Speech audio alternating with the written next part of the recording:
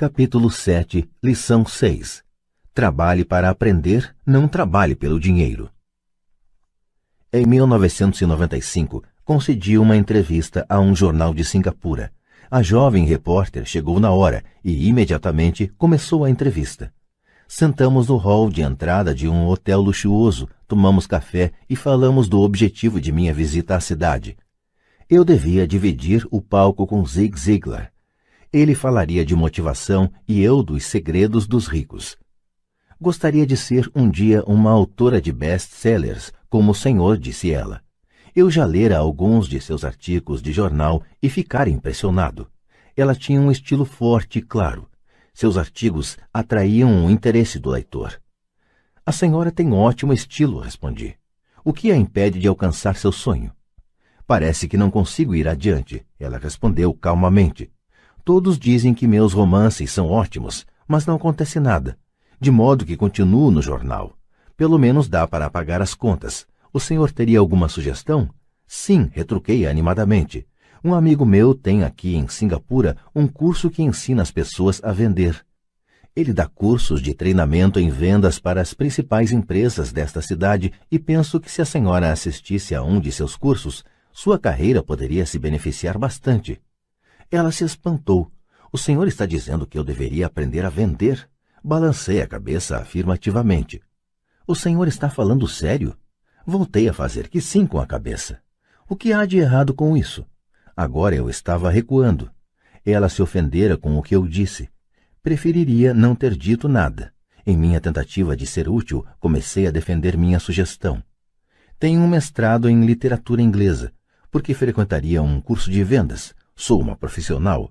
Fui para a universidade para não ser vendedora. Odeio vendedores. Eles só pensam em dinheiro. Diga-me, para que vou estudar vendas? Ela começou a arrumar suas coisas. A entrevista tinha acabado. Na mesa em frente ao sofá estava um exemplar de um best-seller que eu publicara. Peguei o livro e algumas notas que ela fizera num bloco. Está vendo isto? Disse eu apontando para suas anotações. Ela olhou para o bloco. O quê? Ela disse confusa. Novamente apontei para suas anotações. No bloco ela escrevera Robert Kiyosaki, autor de best-sellers. Aqui fala autor de best-sellers, não diz melhor escritor. Seus olhos se arregalaram imediatamente. Sou um péssimo escritor. Você é uma grande escritora. Eu frequentei curso de vendas. Você tem um mestrado. Junte as duas coisas e você terá uma autora de best-sellers e uma boa escritora. Seu olhar estava enfurecido. Nunca me rebaixarei tanto quanto chegar a aprender como vender. Pessoas como o senhor não têm nada que ficar escrevendo. Fui treinada profissionalmente para escrever e o senhor para vender. Não é justo. Guardou o resto de suas notas e disparou pelas amplas portas de vidro para a úmida manhã de Singapura. Pelo menos na manhã seguinte sua reportagem era equilibrada e favorável. O mundo está cheio de gente inteligente, talentosa, instruída e qualificada. Encontramos com elas todos os dias. Estão todas em volta de nós. Alguns dias atrás, meu carro estava com problemas. Entrei numa oficina e o jovem mecânico o consertou em alguns minutos. Ele sabia o que estava errado apenas pelo barulho do motor. Fiquei impressionado. A triste verdade é que um grande talento não é suficiente. Sempre fico chocado ao perceber o pouco que ganham as pessoas talentosas. Ouvi outro dia que menos de 5% dos americanos ganham mais de $100.000 ao ano. Já encontrei gente muito instruída, brilhante, que ganha menos de $20.000 ao ano. Um consultor comercial especializado na área médica me dizia que muitos médicos, dentistas e quiropráticos têm dificuldades financeiras. Até então eu pensava que, quando eles se formassem, os dólares choveriam. Foi esse consultor que me disse: eles estão uma habilidade atrás da grande riqueza. O que isso quer dizer é que muitas pessoas precisam apenas aprender e dominar uma habilidade a mais e sua renda aumentará exponencialmente. Já mencionei que a inteligência financeira é uma sinergia entre contabilidade, investimento, marketing e direito. Combine essas 4 habilidades técnicas e ganhar dinheiro com o dinheiro será mais fácil. Quando se fala de dinheiro, a única habilidade que a maioria das pessoas conhece é trabalhar mais. O exemplo clássico de sinergia de habilidades era essa jovem jornalista. Se ela aprendesse ativamente as habilidades de vendas e marketing, sua renda poderia aumentar de forma espetacular. Se eu fosse ela, faria alguns cursos de redação publicitária além de vendas. Então, em vez de trabalhar no jornal, eu procuraria um emprego em uma agência de publicidade. Mesmo se seu salário se reduzisse, ela aprenderia a comunicar-se sinteticamente, como se faz com tanto sucesso na publicidade. Ela também aprenderia relações públicas, uma habilidade importante. Aprenderia como obter milhões em publicidade gratuita. Então, de noite e nos fins de semana, ela poderia escrever seu grande romance. E quando este tivesse terminado, ela estaria mais apta a vender seu livro. E assim, em pouco tempo, ela poderia ser autora de best-sellers. Quando publiquei meu primeiro livro, If You Want to Be Rich and Happy, Don't Go to School. Se você quer ser rico e feliz, não vá para a escola. Um editor sugeriu que eu mudasse o título para A Economia da Educação. Falei que com um título como este, eu só conseguiria vender 2 exemplares, um para minha família e outro para meu melhor amigo. O problema é que eles esperariam ganhá-lo. O agressivo título foi escolhido porque eu sabia que assim obteria toneladas de publicidade. Sou favorável à educação e acredito em reforma educacional. De outra forma, por que continuaria eu a pressionar por mudanças em nosso sistema de ensino antiquado? Por isso escolhi um título que me permitisse ir a mais apresentações de televisão e rádio, simplesmente por causa da controvérsia. Muitas pessoas pensaram que eu era louco, mas o livro vendeu muito bem. Quando me formei na Academia de Marinha Mercante dos Estados Unidos em 1969, meu pai instruído ficou feliz. A Standard Oil da Califórnia me contratara para sua frota de navios-tanque. Eu era terceiro e imediato e o salário era baixo em comparação ao de meus colegas, mas era um bom emprego para um recém-formado. Meu salário inicial era de cerca de $42.000 ao ano, incluindo as horas extras, e eu só trabalhava durante 7 meses. Tinha 5 meses de férias. Se eu quisesse, poderia ter ido para o Vietnã com uma empresa de navegação subsidiária e teria com facilidade dobrado meu salário em vez de descansar nas férias.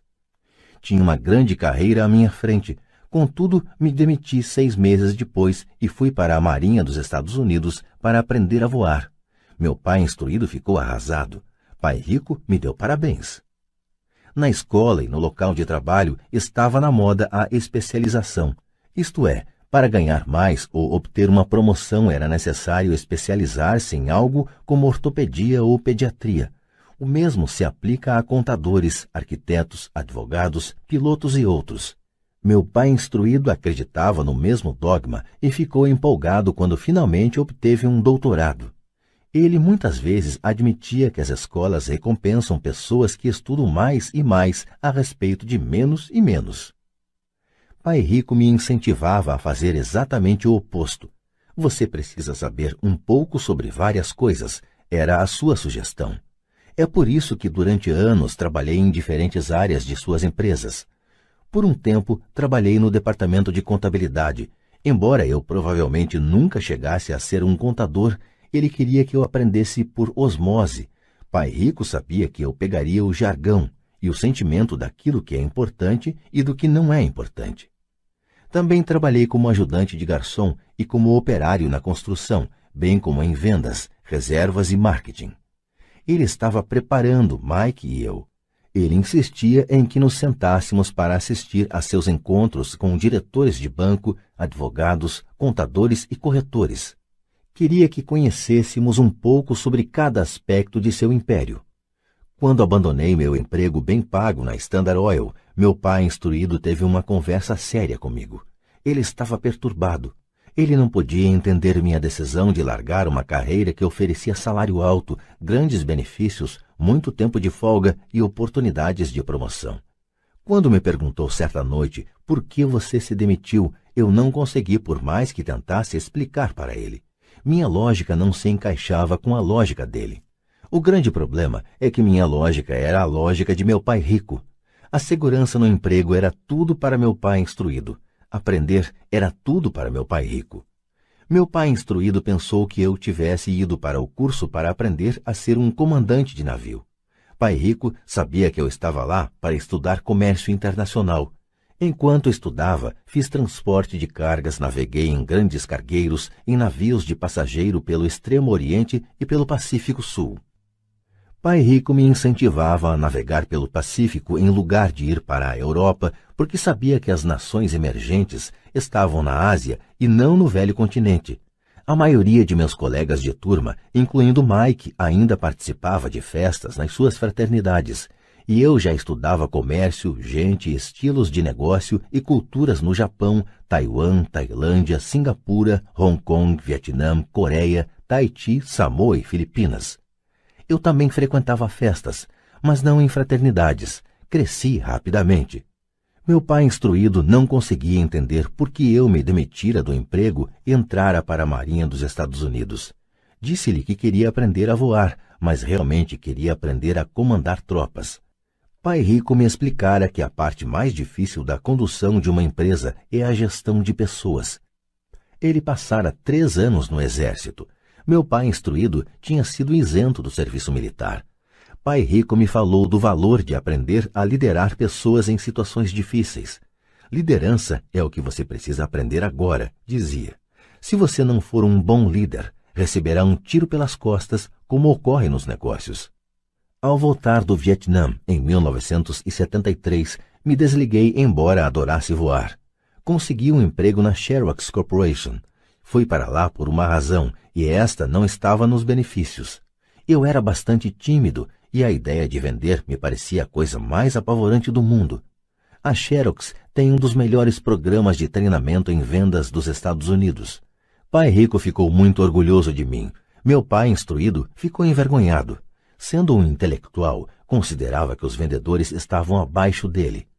Trabalhei na Xerox durante 4 anos até que superei o medo de bater as portas e ser rejeitado. Ao alcançar permanentemente um lugar entre os 5 maiores vendedores, me demiti e fui em frente, deixando atrás de mim outra grande carreira em uma ótima empresa. Em 1977, formei minha primeira empresa. Pai Rico preparara Mike e eu para assumirmos empresas, de modo que agora eu precisava formá-las e pô-las a funcionar. Meu primeiro produto, uma carteira de nylon e velcro, era fabricado no Extremo Oriente e remetido a um armazém em Nova York, perto da escola que eu frequentara. Minha educação formal estava completa e era tempo de testar minhas asas. Se eu fracassasse, estaria falido. Pai Rico achava que era melhor quebrar antes dos 30. Você ainda tem tempo de se recuperar, era seu conselho. Na véspera de meu 30º aniversário, a primeira remessa saiu da Coreia para Nova York. Hoje ainda faço negócios internacionais, e conforme me incentivou Pai Rico, procuro os países emergentes. Minha empresa de investimentos opera na América do Sul, Ásia, Noruega e Rússia. Há um velho dito segundo o qual emprego é a sigla de quase quebrado. E, infelizmente, eu diria que isso se aplica a milhões de pessoas. Como a escola não acha que inteligência financeira seja inteligência, a maioria dos trabalhadores vive dentro de suas posses. Trabalham e pagam as contas. Há outra terrível teoria da administração que diz: os empregados trabalham apenas o suficiente para não serem demitidos e os empregadores pagam apenas o suficiente para os trabalhadores não irem embora. E se você observa a escala salarial da maioria das empresas, diria que há uma certa verdade na afirmação. O resultado líquido é que, em geral, os trabalhadores não progridem. Eles fazem o que foram ensinados a fazer, conseguir um emprego seguro. A maioria dos empregados se concentra em salários e benefícios que os remuneram a curto prazo, mas que são frequentemente desastrosos a longo prazo. Já eu recomendo aos jovens que procurem emprego pelas oportunidades de aprendizado, mais do que pelo que possam receber. É preciso ver que habilidades se deseja adquirir antes de escolher uma profissão específica e antes de cair na corrida dos ratos. Uma vez aprisionadas num processo permanente de pagamento de contas, as pessoas se tornam como os pequenos hamsters, correndo em suas gaiolas. Suas pequenas pernas peludas correm furiosamente, a roda gira furiosamente, mas dia vai, dia vem, elas ainda estão na mesma gaiola, grande emprego. No filme Jerry Maguire, com Tom Cruise, há grandes bordões. Talvez o mais memorável seja "Mostre-me o dinheiro", mas a outra frase que me parece mais verdadeira aparece na cena em que Tom Cruise está saindo da empresa. Ele acaba de ser demitido e pergunta para toda a empresa: "Quem quer me acompanhar?" E todos permanecem silenciosos e petrificados. Apenas uma mulher se levanta e diz: "Eu gostaria, mas daqui a 3 meses serei promovida." A afirmação é provavelmente a mais verdadeira de todo o filme. É o tipo de frase que as pessoas usam para continuar trabalhando de forma a pagar suas contas. Sei que meu pai instruído esperava por seu aumento anual e todo ano ficava desapontado. Então ele voltava a estudar para se tornar mais qualificado, de modo a poder ganhar outro aumento, mas novamente sofria uma decepção. Frequentemente pergunto às pessoas: "Para onde essa atividade diária está levando você?" Como o pequeno hamster, duvido que as pessoas olhem para onde seu trabalho árduo as está levando. O que o futuro oferece? Cyril Brickfield, o antigo diretor executivo da Associação Americana de Aposentados, afirma que as aposentadorias privadas estão um caos. Em primeiro lugar, 50% da força de trabalho não contam atualmente com fundos de pensão. Apenas isso já deveria ser motivo de grande preocupação. E de 75% a 80% dos demais têm aposentadorias desprezíveis, que pagam $55 ou $150 ou $300 por mês. Em seu livro The Retirement Myth, o mito da aposentadoria, Craig S. Carpel escreve: "Visitei a sede de uma grande empresa nacional de consultoria especializada em aposentadorias e falei com uma diretora administrativa que planeja exuberantes planos para altos executivos.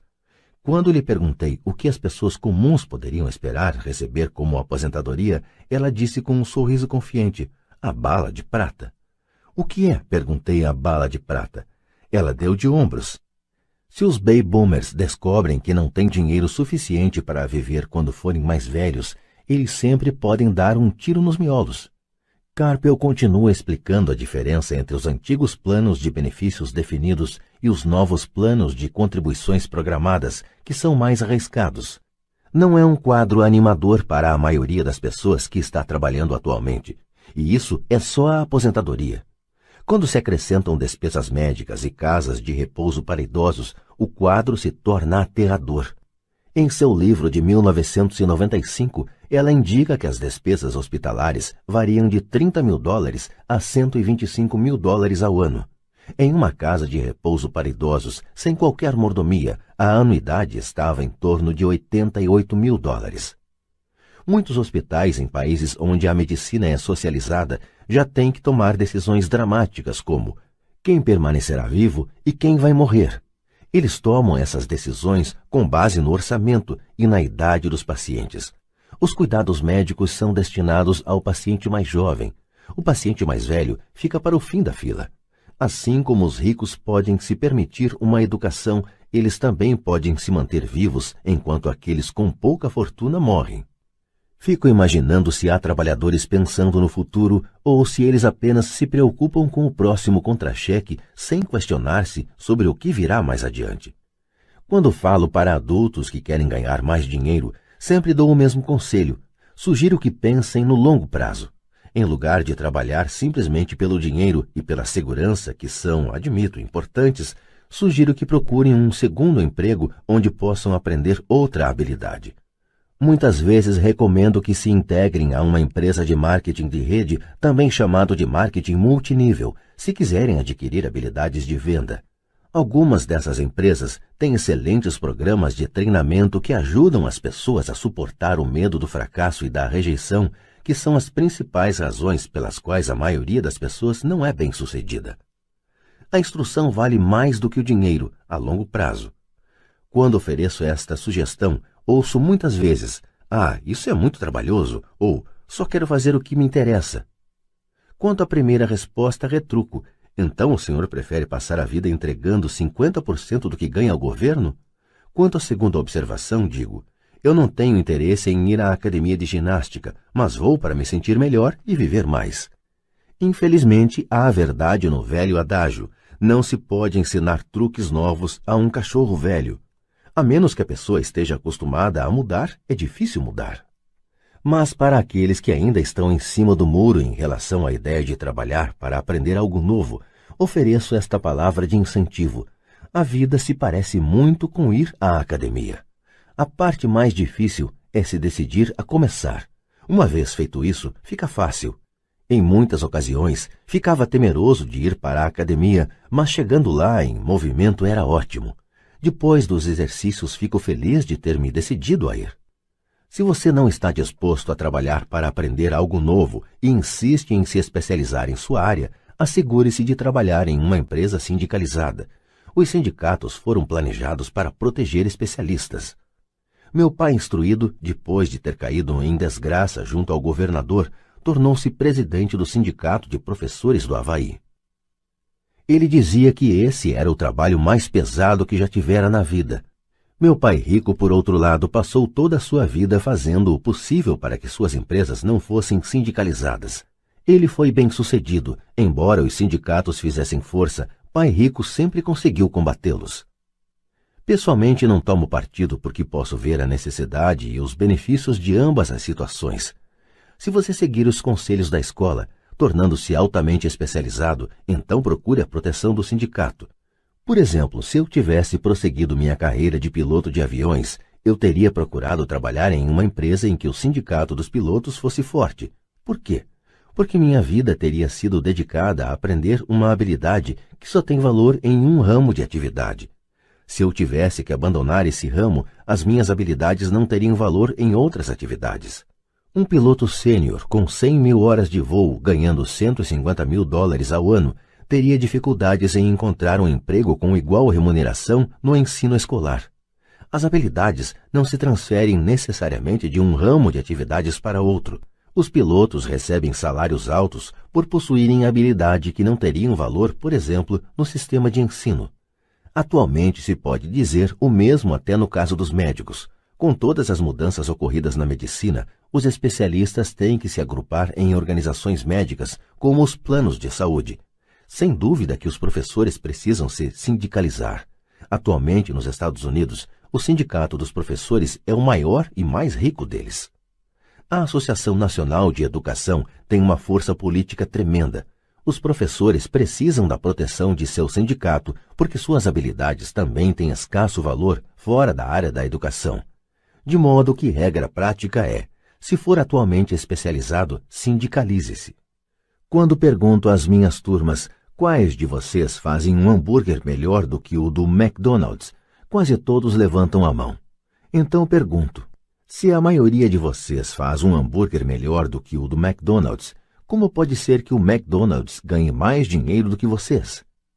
A resposta é óbvia. O McDonald's é um ótimo sistema de negócios.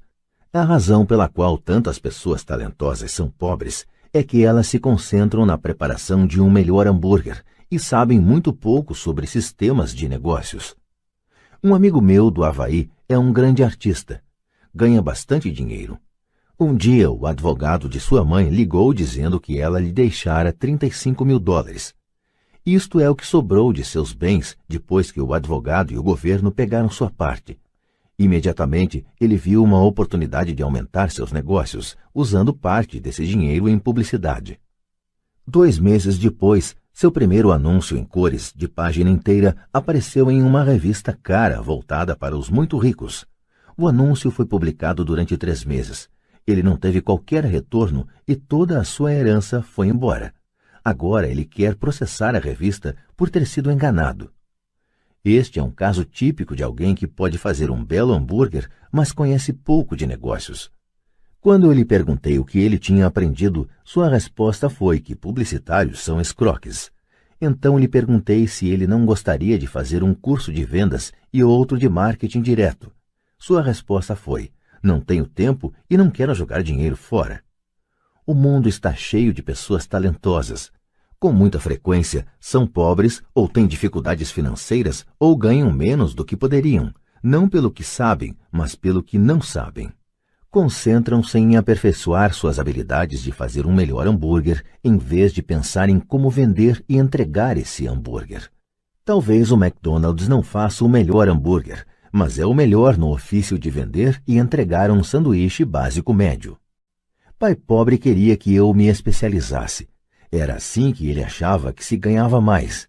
Mesmo depois de ouvir do governador do Havaí que não poderia mais trabalhar no governo do estado, meu pai instruído continuou me incentivando a me especializar. Pai pobre então encampou a causa do Sindicato dos Professores, fazendo campanhas por mais proteção e maiores benefícios para esses profissionais altamente especializados e instruídos. Ele nunca entendeu que quanto mais especializado você se torna, mais você fica amarrado e dependente dessa especialização. Pai Rico aconselhava Mike e eu a nos prepararmos. Muitas grandes empresas fazem o mesmo, procuram jovens recém-formados nas faculdades e começam a preparar essas pessoas para exercer um dia altos cargos na organização.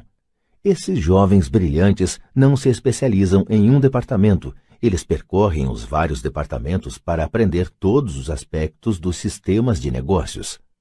Os ricos frequentemente preparam seus filhos ou os filhos dos outros. Ao fazê-lo, seus filhos adquirem uma visão geral das operações da empresa e conhecem a inter-relação entre os vários departamentos.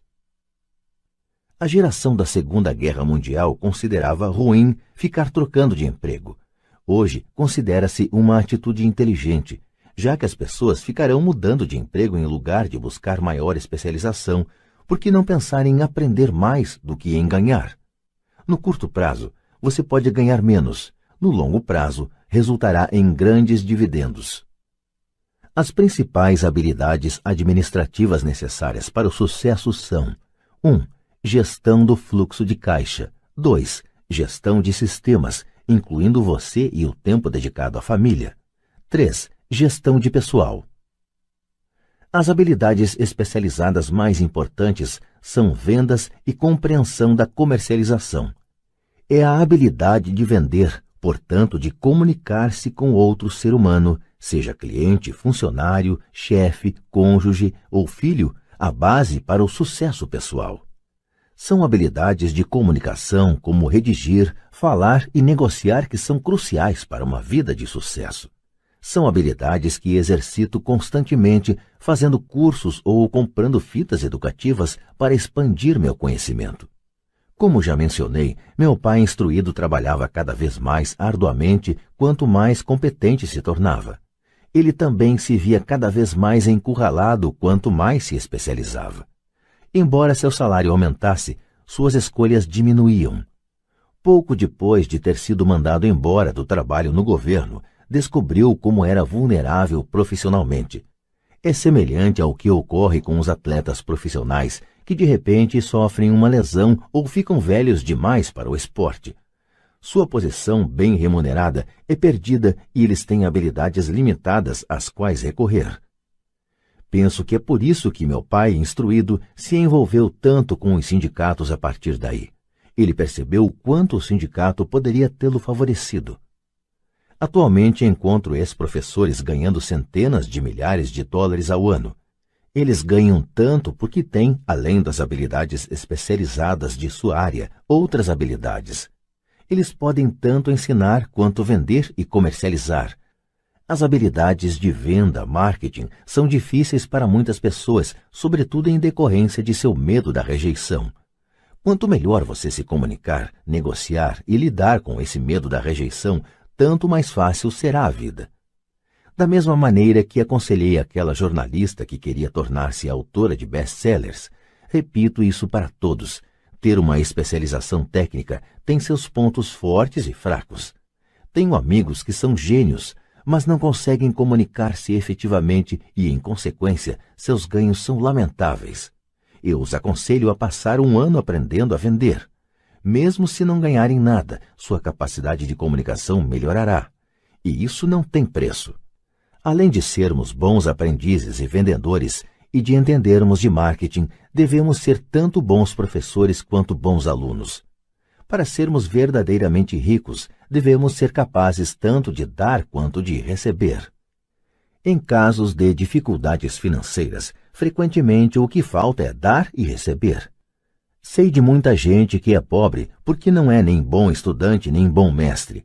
Ambos os meus pais eram homens generosos. Ambos tinham como regra primeiro o dar. A educação era uma de suas formas de doação.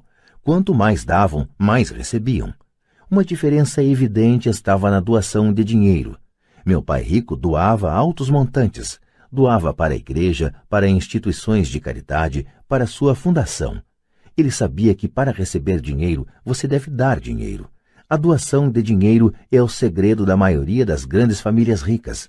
É por isso que existem instituições como a Fundação Rockefeller e a Fundação Ford. São organizações destinadas a tomar a própria riqueza e aumentá-la, bem como distribuí-la perpetuamente. Meu pai instruído costumava dizer sempre: quando tiver algum dinheiro extra, vou doá-lo. O problema é que nunca havia um extra. Trabalhava sempre mais para conseguir mais dinheiro em lugar de concentrar-se na principal lei do dinheiro: dai e recebereis. Ele acreditava no contrário: recebe e darás. Concluindo, tornei-me ambos os pais.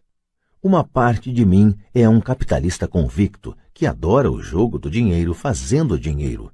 A outra é o do mestre socialmente responsável que está profundamente preocupado com o crescente hiato que separa os que têm dos que não têm. Acredito que o principal responsável por esse hiato crescente é o sistema de ensino arcaico.